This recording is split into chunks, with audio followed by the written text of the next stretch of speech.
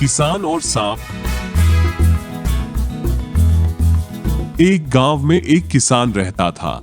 उसकी सारी जमीन पूरी तरह सूख चुकी थी। सर्दी का मौसम आ चुका था। एक दिन किसान अपने खेत से वापस घर लौट रहा था। तभी उसकी नजर उसके घर के पास पड़े कुछ पत्थरों पे पड़ी। वहां एक नागराज अपना फन उठाए बैठा था। किसान के मन में एक बात आई कि यह सांप तो सालों से यहीं रहता होगा, लेकिन मैंने इसकी कभी पूजा नहीं की और शायद यही वजह है कि मेरी सारी जमीन सूख चुकी है। किसान ने ठान लिया कि मैं हर रोज सांप की पूजा किया करेगा।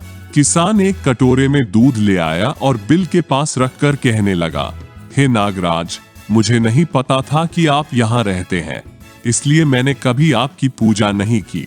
मुझे क्षमा करें, अब से मैं रोज आपकी पूजा करूंगा। उसके बाद किसान वहां से चला गया। अगले दिन जब किसान वहां वापस आया तो उसने देखा कि उस दूध के कटोरे में कुछ चमक रहा था।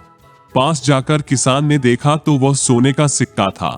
अब तो ये रोज का सिलसिला हो गया था।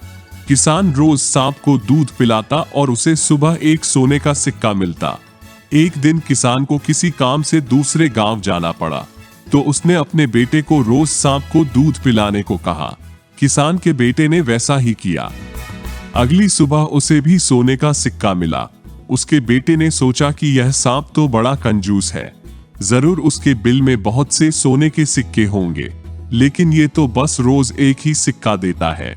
अगर मैं इसको मार दूं, तो मुझे सारा का सारा सोना मिल जाएगा। अगली शाम लड़का जब दूध देने गया, तो उसने सांप को देखते ही उस पर छड़ी से वार किया, जिससे सांप ने कूद को बचाने के लिए उसे डस लिया। जख्मी सांप उसके बाद अपने बिल में चला गया। जब किसान लौटा तो अपने बेटे की मृत्यु की खबर से बहुत व्यथित हुआ। इस कहानी से हमें ये शिक्षा मिलती है कि हमें कभी भी लालच नहीं करना चाहिए। लालच का फल हमेशा बुरा ही होता है।